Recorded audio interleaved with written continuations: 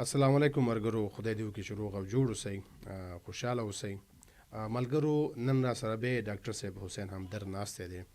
که ملګري که نه پوهېږي دا څوک دی، ویډیوګانو ته وروسته لاړ شئ، تاسو ته به معلومات وشي. دی خپله ډاکټر دی. نن موږ بحث لرو تشویش یا په بله اصطلاح انگزایټي باره کې بحث لرو چې دا انگزایټي اصلا څه شی دی، ولې پیدا کیږي. ځکه اکثره خلک په ځان نه پوهېږي، دا مرض لري او نن سبا ډیر زیات شوی دی. امکان دی ولري دی پخوا هم و، خو دومره ریسرچ په دې کې نه و شوی. نن سبا عموما په نړۍ کې دې کې ډیر زیات بحث روان دی. همدغه د خاطر مې ډاکټر صاحب میلمه کړی دی چې دی موږ ته د انگزایټي باره کې لږ معلومات راکړي یا د تشویش باره کې. نو پوښتنې خو به ډېرې، خو راځئ اول د ډاکټر صاحب نه همدغه پوښتنه کوم چې اصلا د انگزایټي څه شی دی. ډاکټر صاحب بیا هم ستړی مه شئ، لکه څنګه چې دې واورېده، که د ملګرو ته معلومات ورکړي چې دا انگزایټي یا تشویش دا څه شی دی. ډاکټر صاحب ډیره مننه سبحاني صاحب، ډېرې ښې موضوع ته مو اشاره کړې ده او خوښ یم چې تاسو سره په دې سټوډیو کې یم. انشاءالله چې زه به لیدونکو او اوریدونکو ته د انزایټي موضوع یا د تشویش یا خفګان چې موږ تاسو ورته وایو دا په ساده او عامیانه الفاظو باندې ډېر ښه ورته توضیح ورکړم، تشریح کړم. اوس انزایټي یا تشویش زه له هغه ساده چې کوم موږ او تاسې په روزمره ژوند کې تجربه کوو له هغه څخه شروع کوم او په مریضي حالت باندې ختموم چې نورمال انزایټي څه شی ده او مریضي حالت څه شی ده. ډاکټر صاحب یو دی که وبخښه، تاسې وایي چې نورمال او د مریضۍ حالت، یعنی انگزایټي ستاسې د نورمال نه دا مراد دی چې نورمال هم انگزایټي هر چا سره وي؟ بلکل، موږ په ژوند کې هره ورځ هم انزایټي تجربه کوو، هره ورځ. یعنی عادي ژوند لپاره انزایټي ضروري هم ده. فرض که چیرې ما او تا انزایټي او تشویش ونه لرو، زما او ستا ورځنی کارونه چې دي هغه شاته پاتې کیږي او موږ او تاسې په ذهن کې باید یو تشویش ولرو چې زه نن ورځ دغه کار لرم، دغه کار لرم، دغه کار لرم. دغه د انزایټي هغه عام او عادي شکل ده. صحیح سوه؟ دغه د انزایټي عام او عادي شکل سو. او د انزایټي یو بل شکل چې هغه هم عادي ده، یعنی نارمل ده، هغه داسې ده که چیرې موږ په ژوند کې د بعضې فشارونو سره مخامخ سو. فرض که یو تاجر ده، دیغه په تجارت کې یو مسله راغله، یو سټرس پیدا سو، یو سټرس اور پیدا سو، یا د فشار یو نقطه پیدا سوله. طبیعي خبره ده دا تاجر چې ده دا به اندېښنه کوي، دا به انزایټي لري تر څو دیغه هغه مشکل حل سي. مثلا یو محصل ده پر روانه هفته کې امتحان لري، نو دی دا فکر کوي چې د امتحان کې زه ناکام نسم، ښې نمرې باید واخلم، داسې وکم، اسې وکم، درس باید ولولم. نو هغه کوشش کوي تر هماغه را روانې هفتې پورې په یو سټرس کې قرار لري، په یو انزایټي کې قرار لري، تر څو دغه وکړي دا هغه امتحان خلاص سي، نتیجه راوځي، د ده انزایټي ختمه سي. دا نورمال حالت ده. مثلا یو څوک په خپل ژوند کې مهمې فیصلې کوي، صحیح شوه، مهمه فیصله کوي، را روانه هفته کې یو څه د ژوند لپاره ډیر مهم دي. دی طبیعي خبره ده چې باید تشویش وکړي، فکر وکړي، انزایټي ورته پیدا کیږي. دا یو نورمال حالت ده تر څو دی هغه مسله برطرفه کړي. صحیح شوه؟ دا نورمال انزایټي سوه. او نورمال انزایټي کې ښوالی بیا دغه ده، په دې کې ښوالی بیا دغه ده چې ستا دماغي تمرکز هم زیاتوي، فزیکي انرژي دې هم زیاتوي، تر څو ته په همغه مشکل باندې ډیر تمرکز وکړې. صحیح ده؟ همغه مشکل چې دا رفع کړي. دا یو نورمال حالت سو. خو هغه خلک چې انزایټي ډیس اوردر لري یا مریضي حالت لري، صحیح شوه، دا خلک د حد نه زیاته، یعنی هغه په کار نه ده دومره تشویش، د حد نه زیات تشویش لري، ویره لري، ډار کې ژوند کوي او یو ناراحته حالت کې ژوند کوي، حتی دوی ته فیزیکي اعراض علایم هم ورکوي. او دغه انزایټي چې د ختمیږي نه. څنګه فزیکي اعراض علایم مثلا انزایټي کولای شي یو انسان د زړه ضربان زیات کی، کېدای شي د وجود دردونه ورته پیدا کی، مثلا سرخوږی پیدا کی. صحیح شو؟ دا که چېرته دغه تکالیف یا دا دردونه یو څوک لري نو دا عادي حالت دی، دې ته باید ورخطا نه شي؟ نه، زه اوس ما ته په مریضي حالت باندې غږیږو. صحیح شو؟ عادي انزایټي خو ما ته تشریح کړله. صحیح شو؟ ورځني ژوند لپاره کوم تشویش چې په کار ده تر یو اندازې پورې تشویش په کار ده چې مثلا دا کار ما خلاص که زه باید دا بل کار وکم، سبا زه څه کار لرم، بله ورځ زه څه کار لرم، بله ورځ زه څه کار لرم. هغه خپل سکیجول، هغه نورمال ژوند چې ده د دې انزایټي په واسطه موږ او تاسې مخ ته بیایو. صحیح شوه؟ که انزایټي ونه لرو یا دغه په اصطلاح یو قسم بېغمه پاتې سو، صحیح شوه، موږ د خپل ژوند مخ ته نه سو بیولی.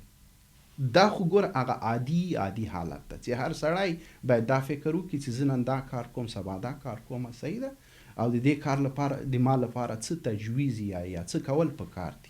ډاکټر صاحب تاسو وویل یعنې چې دا زما پوښتنه اصلا دا وه ډاکټر صاحب، دا د مریضۍ په حالت کې یو خو ساده نورمال انګزایټي ده تاسې وښودله، طبعا سړی باید اوسنه څه تشویش ژوند کې ولري بعضې کارو دپاره چې امادګي ورته ونیسي که نه.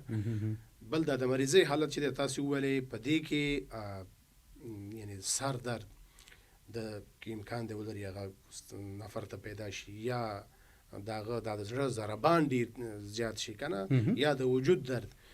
دغه دردونه چې دي مثلا د سر درد، د زړه ضربان یا د وجود درد، زما پوښتنه دا ده دا د اندېښنې وړ دي که نه دا یو نورمال حالت دی هغه سړي دپاره چې کوم دا مرض ولري د انګزایټي؟ داسې ده سبحاني صاحب چې د انزایټي ډیس اوردر یا هغه مریضي حالت چې ده دا خپل هغه علایم لري که نه. زما منظور د دې نه دا و چې دا دې کې دغه علایم لري. کله چې یو څوک د مریضي حالت ولري طبیعي خبره ده دا د تشویش وړ ده. هغه څوک چې مریضي حالت لري دوی ډیر تشویش کوي، یعنی د دوی هغه ذهن کې افکار د نورمال یا عادي حالت څخه زیات وي، ډیره زیاته ویره لري، په ډار کې ژوند کوي، د زړه ضربان زیاتیږي، وجود درد کوي، فشار ممکن پورته سي، سرخوږی ورته پیدا سي. طبیعي خبره ده چې دا زیاته انزایټي چې ده دا د اندېښنې وړ ده. او بله خبره دا ده چې نورمال انزایټي، صحیح ده، نورمال انزایټي زموږ سره کومک کوي چې موږ هغه ورځنۍ چارې یا کوم مشکل سره مخامخ سوي یو هغه په صحیح طریقې سره په مخ بوزو. اما غیر نورمال انزایټي چې ده چې هغه د خپل حد نه زیاته وي، د اندازې نه زیاته وي، یا دا خلک د همغې اندازې نه ډیر فکر کوي، حتی مشکل هم دومره نه وي، دا خلک چې دي دا شاته پاتې کیږي. یعنی دغه انزایټي دوی پولینګ بیک کوي، یعنی مطلب دوی په خپل سوچو کې ورکې، خپل سوچ کې راګیري، مخ ته پرمختګ نشي کولی، شاته پاتې کیږي. د دوی هغه ورځنۍ کارونه چې دي په هغو کې مداخله کوي. دا غیر نورمال انزایټي نه یې پرېږدي. یعنی مطلب که یو څوک وظیفه لري، وظیفه یې مختل کیږي، که یو څوک محصل یا شاګرد اوسیږي، سکول کې ګریډ خرابیږي، نمره یې خرابیږي، او حتی ټولنیزې اړیکې دا خلک په هغو باندې تاثیر کوي. ټولنیزې اړیکې سمې نشي پاللی، ملګرتیاوې صحیح نشي پاللی، حتی خپله رشته باندې هم تاثیر کولی شي. یعنی غیر نورمال انزایټي د نورمال انزایټي سره ډیر فرق لري. هغه تاته نورمال انزایټي تاته انرژي درکوي، اما غیر نورمال انزایټي چې ده هغه تا شاته پاتې کوي، تا راګرځي، د تا په ورځنۍ کړنو باندې بد اثر کوي. ډیر تفاوت شته کې. ما یو ځای کې واورېدل د انسان جوړښت خو داسې شوی دی، اوس خو سهولت په ژوند کې ډیر زیات راغلی دی که نه. نو پخوا خو دا نه و، او پخوا به اکثر جنګونه و، نو خلک بدله جنګ ته. نو دا اوس چې اکثره دا انګزایټي ده او بعضو خلکو ته وي چې دې نه یو غټ جنجال جوړ شوی دی، یعنې هغه نورمال حالت نه وځي ورته. د هغې دلیل دا دی نو په هغه وخت کې مثلا یو نفر دی عسکر دی جنګ کې ولاړ دی، دی پوهېږي دلته د سره انګزایټي ده یا تشویش دی ورسره، دی دلته پوهېږي چې دې جنګ ته ځم یا به مرم یا به غازي کېږم. صحیح ده، چغې دي، یو بد حال دی، میدان دی ولاړ دی پکې، د سره دا انګزایټي ده.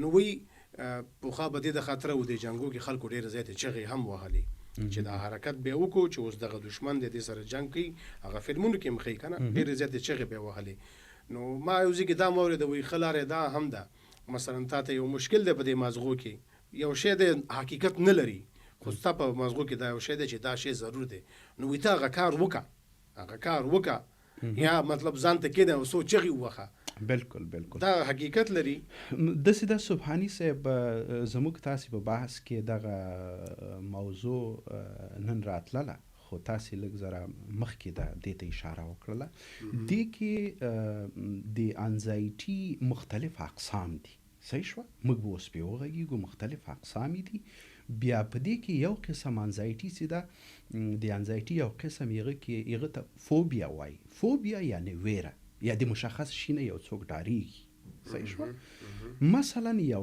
کس د طیارې له پرواز څخه ډاریږي صحیح شو یو سړی په تونل کې چې کله د ایزي ډرایوینګ کوي موټر چلی له تونل نه ډاریږي یو سړی د لیفټ نه ډاریږي یو بعضې خویندې چې دي مثلا هغه له حشراتو څخه ډاریږي نو دغه فوبیاوي چې دي یا مشخصې ویرې د دغو تداوی چې ده دې ته اکسپوژر تراپي وایي یعنی چې ته هغه ته ځان ورښکاره کې صحیح شوه ځان ورښکاره که همغه شي سره ځان بلد که اگر که هغه شی تا ته ډیر معمولی خطر وي یا بیخي خطر هم د تا لپاره نه وي طیاره کې پرواز کوي ډیر هغه د محفوظ ده صحیح شو کنه خو ځینې خلک ډیر ترې ډاریږي کله چې دا خلک دې ته ورښکاره سي بار بار دغه کی تجربه کی بیا دغه فوبیا ورکیږي فوبیا بیا ورکیږي نو دې ته ولې نه دې ته اکسپوژر تراپي هم ویلی شو بالکل یعنی ته باید ځان ورته ښکاره کړې هر شي نه چې ویره لري ځان ورته ښکاره کړې اوس بله خبره مثال په طور باندې دا یعنی لکه نورمال او غیر نورمال دواړو حالتو کې خو موږ وغږېدو که ما داسې موریدلی دي چې دا انګزایټي غیر نورمال حالت یي دې کې دا انسان حتی تر دې پورې داسې فکر کوي چې دا پینیک اټیک په ده باندې راځي دی داسې فکر کوي چې ما ته د زړه دوره اوس پیدا کېږي زړه دوره را باندې راځي هغې ته بیا فکر کوم هیلث انګزایټي وایي که نه د زړه دوره راته وایي پیدا کېږي او دې ډیزینس چې ورته وایي سرګرداني پې کې راځي بل ورته ورټیګو وایي دغه شی نه پې راځي نو ډاکټر صاحب ته څه نظر لري مثلا یو سړی غیر نورمال حالت کې دی د انګزایټي یا یو سړی نورمال حالت کې دی دی باید څنګه دی کې فرق وکړي چې دا اوس زما نورمال حالت دی دا غیر نورمال دی او که دا غیر نورمال هم وي په دې کې به هم داسې بعضې وي چې هغه به غیر نورمالي خو ډېر کم به وي یعنې که دی وشي کولی کوم کارونه به حتما خامخا وي چې دی دغه کارونه وکړي کېدای شي هغه نورمال غیر نورمال حالت یې ډېر مخ په وړاندې خرابېدو ته نور لاړ نه شي کېدای شي دی کنټرول کړي د انزایټي هغه غیر نورمال حالت چې ده په دې کې یو دغه دا ده چې دغه تشویش یا انزایټي چې ده یا دغه افکار مشوش افکار چې دا کس لري دا کمیږي نه دا زیاتیږي ګوره صحیح شوه که نه یو خو د نورمال حالت سره غټ فرق دغه ده اوس راځو پانیک اټاک ته یا پانیک ډیس اوردرز صحیح شو دا د انزایټي یو قسم ده یو قسم ده یو رقم ده نو پانیک اټاک بیا داسې وي چې د یو لنډ وخت لپاره مثلا 15 دقیقې 10 دقیقې 15 دقیقې هغه کس چې دغه مشکل لري دوی ته د حد نه زیاته ویره پیدا کیږي داسې یو د ډار او د ویرې حالت دې ته پیدا کیږي د کس ته پیدا کیږي چې هغه ډیر زیات وي صحیح شوه او حالانکه منځ کې هیڅ خبره نه منځ کې څه خبره نه ناڅاپه هغه د ویرې او د ډار حالت ورته پیدا سي وجود کې بعضې کیمیاوي مواد دي هورمونونه دي نیورو ترانسمیټرز دي هغه ډېر پورته ځي مثلا افینفرین او نار افینفرین اډرینالین دا ډېر پورته ځي دا چې کله پورته لاړ دې کس د زړه ضربان هم زیاتیږي تنفس هم زیاتیږي حتی دته د سینې درد هم ممکن پیدا سي او کاملا داسې احساس کوي چې ما باندې قلبي حمله راغلې ده دا تر شفخانې پورې ځي شفخانې ته چې لاړ سي هلته معاینات وسي هر څه نورمال دي. او پانیک اټاک چې دا هغه دغسې حمله ده لکه دا موږ چې تشریح کړه، کیدای سي هفته کې یو ځلې راسي، کیدای سي میاشت کې 2 ځلې راسي، کیدای سي کال کې 3 ځلې راسي، مثلا 3-4 ځلې. خو مشخصات یې بیا دا رقم وي چې دا کس هر وخت په دې ویره کې وي چې ممکن په ما باندې دا حمله بیا راسي. ګوره یو پانیک اټاک سو چې انفرادي حمله سوله، یو پانیک ډیس اوردرز چې هغه په هغه کې ډېرې حملې دي، یعنی هغه مریضي حالت ده. نو اوس سړی لکه څنګه اوس مثال په تور همدغه کس چې دا انګزایټي چې لري که نه، دی وایي د باندې دا پانیک اټیک راځي، دی داسې فکر کوي ما باندې د زړه حمله راځي.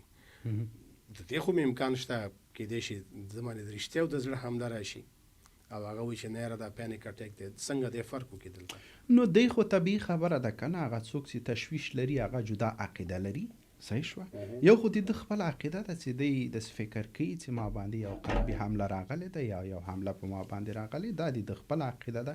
د هر چي لپاره مثلا خپلې کرایټیریا وي، د هڅې کله شفاخانې ته لاړ سي، هغه لپاره معاینات کیږي، تشخیص چې ده د قلبي حملې او د پانیک اټاک چې ده دا کاملا هغه ده، دا متفاوت ده، هغه په شفاخانه کې معلومیږي بیا چې دا یو قلبي حمله نه ده، دا یو پانیک اټاک ده. پانیک اټاک ده. اوس دې باندې خو زما په نظر باندې ډاکټر صاحب چې څومره بحث هم وکړو کم دی. ستاسې په نظر باندې اوس ملګري خامخا ګوري به دا امکان دی ولې چې ډېری خلک دغه ویډیو ګوري، دغسې مشکل به لري. نورمال خو اکثره موږ ټول لرو، دې کې خو شک نشته دی، د انګزایټي یا تشویش لرو، ورځني کوم زمونږ او ستاسې چارې چې دي هغې ته یې لرو. نور هم په ژوند کې سل قسمه راته راځي، هله دا واده دی، هله دا دی، هله هغه دی، هر شي دپاره سړی تیاری نیسي. لکه لیدونکي دا ویډیو چې څوک ګوري همدا اوس او ستاسې دا خبرې اوري، دې ته تاسې څه رقم مشوره ورکوئ چې دی مثلا څه وکړي هغه کسان خصوصا چې دغه انګزایټي لري؟ یو خو نورمال حالت دی، هغې خو به طبعا لږ پوه شوي که بیا هم څه وضاحت ورته ورکړي، او خصوصا هغه کسان چې هغې دغه د انګزایټي حالت غیر نورمال ته تللی، تاسې ورته څه مشوره ورکوئ؟ سبحاني صاحب هغه د تداوي برخه به موږ او تاسې اخر کې دغه کو په هغه باندې به وغږیږو، موږ به لازمې مشورې خلکو ته ورکو. اوس مثلا تاسې د ورځني ژوند په اړه خبره وکړه که نه، ورځني ژوند کې مشکلات خامخا وي، صحیح ده. نو یو سړی د خپل اقتصاد لپاره فکر کوي، یو څوک د خپل تحصیل لپاره فکر کوي، یو څوک د خپل بچو د رالویدو په خاطر فکر کوي. دا طبیعي خبره ده، خو په دې کې یو د انزایټي یو قسم ده چې هغه ته جنرالایزد انزایټي ډیس اوردر وایي، چې یو کس د مختلفو عادي مسایلو په خاطر، ګوره د ژوند عادي مسایل زه وایم، مغلق مسایل نه یا داسې فشاري حالت نه، د عادي مسایلو په خاطر له اندازې زیات تشویش کوي، صحیح شوه. هغه به 5-6 وي او هره ورځ دا تشویش کوي. مثلا یو سړی وایي چې زه باید ډېرې پیسې وګټم، زه باید خپل بچیان چې دي یو خو ته په تشویش کې څه پې ونه شي. مثلا یو کس بل نظر لري 5-6 مسلې ځان ته پیدا کړي وي، هر ورځ دی دغه مسلو کې ځان سره راتاو ده او تشویش ورته کوي، صحیح شوه. حالانکه دومره تشویش وړ خبرې نه دي. ګوره یو شي لپاره تشویش وړ په دې نه وي چې د یو شي لپاره ته باید پلان جوړ کړي، یو خپله استراتیژي جوړه کړه، یو هدف ځان ته وټاکه. ضرور نه ده چې ته هره ورځ په هغه باندې ځان ځوروې، هغه مضمون دی دا ده چې خالي ځان وځوروې، صحیح شو که نه؟ ځان وځوروې، نور څه کوې نه، کوم هدف دې نه ده ټاکلی، قدم مخته نه اخلې، خپلو سوچو کې تاو راتاوې که نه. جنرالایز انزایټي ډیس اوردر دې ته ویلی کېږي چې د ژوند عادي مسایلو په خاطر بعضې خلک، صحیح ده، بعضې خلک د حد نه زیات تشویش کوي، او دا مثلا د 6 میاشتو پورې حد اقل دوی دغه اراز هغه چې دي دغه خپل تشویش هر ورځ مثلا ښکاره کوي، هم حد اقل 6 میاشتې که نه، یعنی 6 میاشتې باید ووسیږي. که یو څو ورځې سړی دا تشویش وکړي هغه ته جنرالایز انزایټي ډیس اوردر نه سو. یعنې دا جنرالایز انزایټي ډیس اوردر والا شپږ میاشتې مسلسل دی روزانه په هغه یو شي کې سوچ کوي. یعنی کله چې موږ تشخیص ورته ږدو چې دا جنرالایز انزایټي ډیس اوردر ده، یعنی تقریبا هر ورځ د تیرو شپږو میاشتو راهیسې د عادي مسایلو په خاطر دغه کس هر ورځ دغه 15 عادي مسایل چې دي چې د خپل ځان ته انتخاب کړي په هغه په اړه د تشویش کړی وي. شپږ دا میاشتې دی لګي. او بالکل دا چې دا ګوره اوس مثلا موږ او تاسې یو فوبیا یو باندې موږ وغږېدلو، جنرالایز انزایټي ډیس اوردر باندې وغږېدلو، دا د انزایټي هغه دي اشکال دي. بعضې خلک داسې هم کېدلی شي چې مثلا فوبیا یو فوبیا داسې هم ده چې یو سړی سوشل انزایټي هغه لري، ډیس اوردر لري، یعنی چیرته چې خلک ډېر راجمع وي همغه ځای ته مثلا دی نه ځي که نه، نو دا هم د انزایټي یو دغه ده، یو شکل ده. ډاکټر صاحب اوس صحیح ده، نورمال او غیر نورمال دی کې خو ډېر وغږېدو، فکر کوم یو څه ناسه نتیجه به د خلکو اخیستي. د دې دلایل څه دي؟ لکه د نورمال او خصوصا بیا د غیر نورمال انگزایټي یا د غیر نورمال حالت تشویش چې دی، دلیل څه دی؟ ولې دا پیدا کېږي انسانانو ته؟ آیا دا په افغانانو کې یوازې دی که نه عمومي ټولو خلکو کې شته دی؟ دلیل یې څه شی دی؟ سبحاني صاحب که موږ په اول سر کې د احصایې په اړه یادونه کړې وای دا به ډېره ښه وای، خو ښه ده تا کې موضوع ته اشاره وکړله. انزایټي چې ده په ټوله نړۍ کې دا ډېره زیاته سوې ده، صحیح ده. او په 2003 کال کې په امریکې کې چې کومه سروېګانې سوي دي، دوی دغسې کټګوریانې هغه کړي دي. ځینې خلکو مثلا عادي انزایټي درلودله، یعنی دومره شدیده نه وه، ډېرو ځینو خلکو مثلا شدیده انزایټي درلودله. دوی چې دا محاسبه په هغه وخت کې کړې تقریبا 30% چې په هغه کې مثلا 20% ډېر دغه اعراض لرل، بارز اعراض لرل، یعنی مطلب د دوی ورځني کارونه مختل کول، دا حتی 20% په 2001 په 2003 کال کې. نو ته داسې فکر وکړه چې په نوره نړۍ کې به څومره وي. امریکا خو یو رسېدلی ملک ده، د خلکو لپاره ډېر امکانات شته. د انزایټي په انزایټي کې هم محیطي عوامل هم ډېر زیات رول لري، صحیح شوه. اوس که دې ته په دې باندې اوس وغږېږو چې ولې یا هغه دلایل چې دي ولې خلک دغه لري، انزایټي لري، په ټوله کې داسې هم کېدلی شي چې یو څوک د انزایټي لپاره هیڅ دلیل نه لري، یعنی مشکلات هم په ژوند کې نه لري، خو دوی هغه جینیټیکي، صحیح ده، فامیلي تاریخچه لري، په جینیټیکي شکل دوی دې ته دغه وي، انتقال شوی دی. انتقال انزایټي په جینیټیکي شکل هم انتقالېږي، بالکل. یو او بل داسې ده، اوس مثلا په ماشومتوب کې صدمات یو چا لیدلي وي، حتی په غټ هم سي صدمات یې لیدلي وي. فرض که مثلا افغانستان کې په جنګونو کې خلکو وخت تېر کړی، دا یو د دې لپاره هغه ریسک فاکټر ده. د ځینو خلکو هغه د دماغ او بیالوژي دوی دلته یاده کړې که نه، په دماغو کې داسې هورمونونه یا کیمیاوي مواد نیورو ترانسمیټرز دي چې هغه ځینې تا د تشویش حالت کې غورځوي، هغه ځینې بیا تا ته خوشحالي او آرامش درکوي، صحیح شوه که نه. دوی ترمنځ غیر توازن دا هم دغه کېدلی شي. او بعضې مثلا فوبیاوي دي، هغه ټولنیز حالتونه دي چې خلک نه غواړي هغو ته ورښکاره سي که نه. ځینې خلک هم داسې رالوی سوي وي چې هغو دا شی لیدلی نه وي، مثلا اجتماعي غټې نه وي لیدلې، خلکو منځ ته لاړ سي، ده ته یو انزایټي پیدا کېږي، تیاره کې پرواز نه یې کړی، تیاره کې پرواز کوي، هغه ده ته مثلا دغه نه غواړي چې همغه کارونه وکړي، یعنی په کومه طریقه چې دی رالوی سوی ده، دا هم یو دغه کېدلی سي. مثلا محیطي عوامل، جینیټیکي فامیلي تاریخچه، صحیح شوه. او بل څنګه رالوی سوی ده، دغه ډیره مهمه ده. او بله خبره دا ده چې په بعضې وخت کې یو بله صحي ستونزه موجوده وي، مثلا دغه ورته وایي هایپرتایرویډیزم ورته وایي، چې هغه کې انسان هر وخت مشوش حالت کې وي، صحیح ده. دې لپاره چې دا تشخیص وسي بعضې وخت یو څه نور طبي معاینات دي باید وسي چې آیا یو کس خو بله څه مریضي نه لري چې دا هغه دومره ډېره زیاته انزایټي لري که نه. هغه د تشخیص لپاره جدا دغه ده، د انزایټي د تشخیص لپاره جدا کریټیریا ده.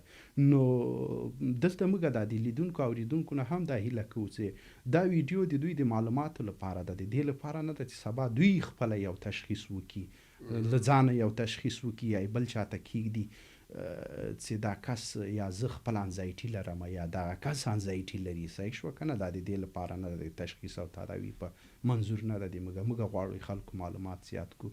نو که چیرې څوک په خپل فامیلي اعضا کې یا خپل ملګري کې یا په خپل ځان کې داسې اعراض علایم ګوري، دوی کولی شي ډاکټر ته لاړ شي، ډاکټر سره په دې اړه وغږېږي او دا به ښه خبره وي. مننه ډاکټر صاحب. یو خبره مرګرو چې زه هغې ته باید اشاره وکړم، دلته که ډاکټر صاحب ناست دی د تشویش یا د انزایټي په اړه کې غږېږي، یو عمومي معلومات ورکوي دی، زه ترې پوښتنې کوم او د معلومات ورکوي. د دې هېڅکله دا معنا نه ده چې دلته کومې خبرې موږ کوو یا کوم بحث کوو هغه د تاسې د تشخیص په مثال باندې ځان ته واخلئ. نه، که کوم کس مشکل لري، فکر کوي چې د انزایټي لري، ډاکټر ته دې مراجعه وکړي، باید کلینیک ته لاړ شي، باید هر چېرته چې دی ډاکټر لري خپل ډاکټر ته دې مراجعه وکړي. هېڅکله دې دا زمونږ خبرې چې دی د دې په بنیاد باندې یا عکس العمل نه کوي یا یو قدم دې نه اخلي. خدا نخواسته داسې نه شي دا زمونږ خبرې چې مثلا ډاکټر صاحب ناست دی د معلومات ورکوي، دا د دې سبب وګرځي چې یو کس دی هغه یو مشکل نه لري او په زور هغه ته نور مشکل پیدا شي. دا یو عادي بحث دی موږ یې کوو او په ټولې نړۍ کې دی کې بحث روان دی، یوازې موږ یې نه کوو. په افغانانو کې چون دا بحث ډیر کم دی، نو زه هم دا بحث چې څومره ډیر وشي ښه به وي، خو باید احتیاط هم پکې وشي.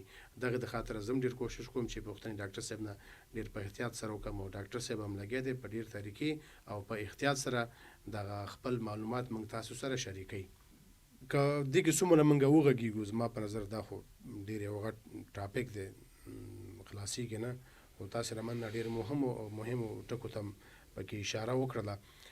زما فکر کوم آخري پوښتنه به تاسې نه دی ډاکټر صاحب چې تداوي مثال په طور باندې همدغه انزایټي د دې تداوي څه ده؟ آیا یو انسان خپله کولی شي د ځان تداوي دې کې وکړي او که نه باید ډاکټر ته لاړ شي؟ سبحانی صاحب د تداوی لپاره دوه رقمه تداوی ده. صحیح ده؟ یو سایکوتراپي یا په انګلیسي کې ورته ټاک تراپي، صحیح شوه، او مثلا د خبرو له لارې تداوی په پښتو کې، صحیح شو، چې د خبرو له لارې یو سړی تداوی کېدلی شي. دغه انزایټي د خبرو له لارې تداوی کېدلی شي. دا وایي څنګه چې دې ته مختلفې طریقې دي، مثلا کاګنیټیو بیهیویر تراپي، صحیح شوه، په هغه کې یو انسان کولی شي چې خپل هغه د سوچونو سلسله او خپل عکس العمل او خپل خوی خاصیت کې یو څه تغییر راولي. صحیح شوه. مثلا که یو سړی په خپل فکر کې روزانه راتاو ده، خپل اندېښنې لري، خپل تشویشونه لري، دی کولی شي د خپل مغز داسې کي چې دی به نشي کولی چې مکمل کنټرول لږ ذره سخت ده، چې په خپل افکارو باندې کنټرول پیدا کوي، دا لږ ذره سخت ده، خو تغییر راوستل چې دي دا هم ممکنه ده. یعنی هر سړی کولی شي په خپل افکارو کې تغییر راولي. صحیح شوه. تشویشي افکار لري، ته کولی شي خپل مغز ته نور کارونه پیدا کړي یا نور سوچونه پې ورګډ کړي، ښه سوچونه پې ورګډ کړي، خپل مغز بیرته یو قسم ته پروګرام کې هغه شی چې تا ځوروي، ته باید معلوم کړي چې څه شی ما ځوروي. صحیح شوه که نه؟ که یو چاته خپله نه معلومیږي چې زما مشکل شی ده یا کوم افکار دي یا کوم سوچونه دي چې ما ته ځور راکوي یا ما ځوري، په دې صورت کې سړی بیا کولی شي یو کاونسلر ته لاړ شي، یو مشاور ته لاړ شي، یو سایکیاټریست ته لاړ شي چې هغه سره مرسته وکړي، دا معلوم کړي، ایکسپلور کړي چې دې سړي هغه مشکل شی ده، هغه تشویشونه له کومه ځایه ورته راځي. کله چې هغه معلوم شي چې دغه او دغه، نو بیا ورسره په دغه تشویشو په اړه خبرې کوي چې ته ولې د دې شي لپاره تشویش کوي. یعنی مثلا یو سړی په یو حالت کې قرار لري، هغه ورته د دې موضوع د حل لپاره دغه لاره ده. صحیح شوه، لاره دغه ده. او که ته په دې حالت کې قرار لري، یعنی مثلا مخته نه یې تللی یا یو بله مسله یي، ته باید هغه ومنې چې زه په دغه ځای کې یم، دغه دلیل دا دی، دغه دلیل دا ده. صحیح شو که نه؟ دا مثلا د خبرو له لارې یو قسم هغه مغزو کې چې کوم دغه کشمکش موجود ده په دماغو کې، د دې لپاره یو دماغي حل لاره پیدا سي. صحیح شوه؟ او هغه کس د آرامش احساس وکړي یو، او بل نور داسې شیان شته ده چې هغه ته په خپل سوچو کې ځان سره زیات کړي. مثلا په دې کې هغه عقیدوي مسله ډیره مهمه ده. صحیح شو؟ موږ او تاسې مسلمانان یو، لمونځ چې ده بهترین دغه ده، ذکر او لمونځ. صحیح شو؟ خو شرط دا ده چې ته باید په صحیح طریقه لمونځ وکړې، تر څو حد اقل دغو سوچونه خو تا یو دمه اخیستي وي که نه، که په لمانځه کې ما همغه سوچ کوې خو بیا یې ګټه نشته ده. مثلا یو څوک باید نورې فعالیتونه ځان لپاره پیدا کړي، اکټیویټیز. مثلا یو سړی وګرځي، پارک ته لاړ سي، سمندر غاړې ته لاړ سي، اوبه وګوري. او مثلا که په افغانستان کې هلته خو هم ډېر شیان دي، ښایسته ښایسته غرونه دي. ځان لپاره که بیکاري وي یو بل شی پیدا کړي، یو مشغولتیا پیدا کړي، حتی خلکو سره کومک وکړي. صحیح شوه؟ نو انسان کولی سي تر یو اندازې پورې په خپل افکارو کنټرول پیدا کړي. تر یو اندازې پورې. تر یو اندازې پورې. که اوس مثلا مریضي حالت د انزایټي کې داسې هم دي چې یعنی دغه افکار او عقیده د دې شخص داسې وي چې ډیره زیاته وي، یعنی هغه فکرونه یې ډیر زیات وي، او دا لږ زره سخته هم ده چې کنټرول یې کړي. خو بیا هغه د تداوي په بخش کې داسې وایي چې مطلب یو سړی کولی سي تر یو اندازې پورې په خپل افکارو هم کنټرول پیدا کړي. کنټرول پې پیدا کولی سي په دې کې ته مثلا نور څه ور زیات کړي. صحیح شوه؟ اکټیویټي زیات کې ځان ته، او مثلا عقیده په دې کې ډیره مهمه ده. مثلا که ته ښه قوي عقیده ولري، ښه رابطه د څښتن تعالی سره پیدا کړي، طبیعي خبره ده چې تا انزایټي به راکمیږي، دې کې هېڅ شک نشته. او بل مثلا یو څوک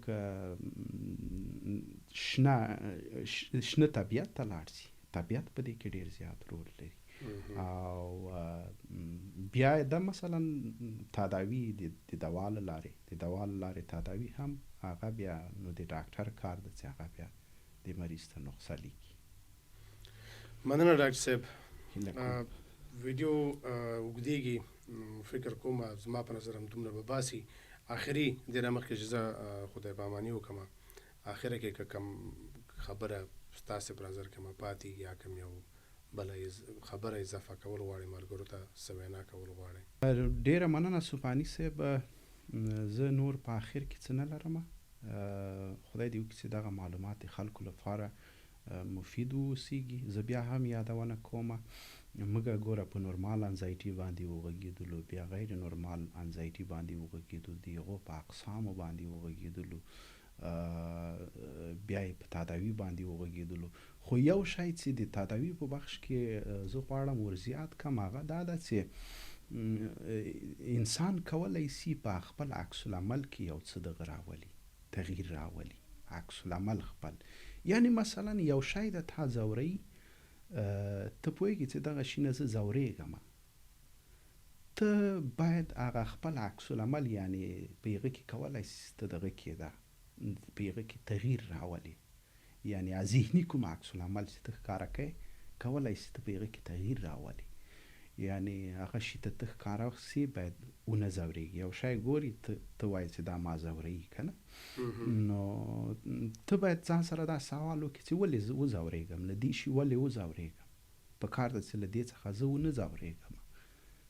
یا مثلا بعضې وخت کې کولی سي بعضې شی انسان هغه کې نهي کې، یعنی مطلب همغې خوا ته لاړ نه سي، یا همغه شی چې د ځورېدلو سبب ګرځي له هغه ممانعت وکړي، همغسې حالتو سره ځان دغه نه کړي، برابر نه کړي. نو ډیره مننه. خدای وکړي چې دا معلومات د ټولو لپاره مفید وي. زموږ مقصد داسې و چې ستاسو په هغه د انزایټي په اړه نورمال حالت، غیر نورمال حالت، په دې په اړه موږ دغه وکړو، ستاسو معلومات زیات کړو. نور که چاته دا مشکل پیدا کي کولی شي خپل ډاکټر سره، فامیلي ډاکټر سره په دې اړه وغږېږي. هغه به تداوي او تشخیص په هر شي کې ورسره مرسته وکړي. ډېره مننه. سلام علیکم. کور آباد. مننه ډاکټر صاحب، خوشحاله اوسئ. د یو ځل بیا راتګ نه دی مننه، او انشاءالله بیا به هم دې راغواړم. مسایل ډېر دي. نو ملګرو، ډاکټر صاحب خبرې مو واورېدې. خدای دې وکړي چې یو څه متیاغستي، ضرور نه ده چې دا مکمله ویډیو چې دا په دې ټول باندې مثلا ستاسو سر خلاص شي، مشکل ده. نو خدای دې وکړي چې یو څه ناسم دې ویډیو نه اغستي، او کومه خبر چېرته ډاکټر صاحب وکړه همداسې وکړئ. که چېرته تاسې مثلا کوم فکر لرئ چې تاسې د انګزایټي لرئ، خصوصا هغه غیر نورمال حالات، خپل ډاکټر ته مراجعه وکړئ. زموږ یو معلوماتو زموږ د خوانه تاسې سره مو شریک کړو. نو ډېره ډېره مننه ملګرو. ښه وخت ولرئ، خوشحاله اوسئ. مننه.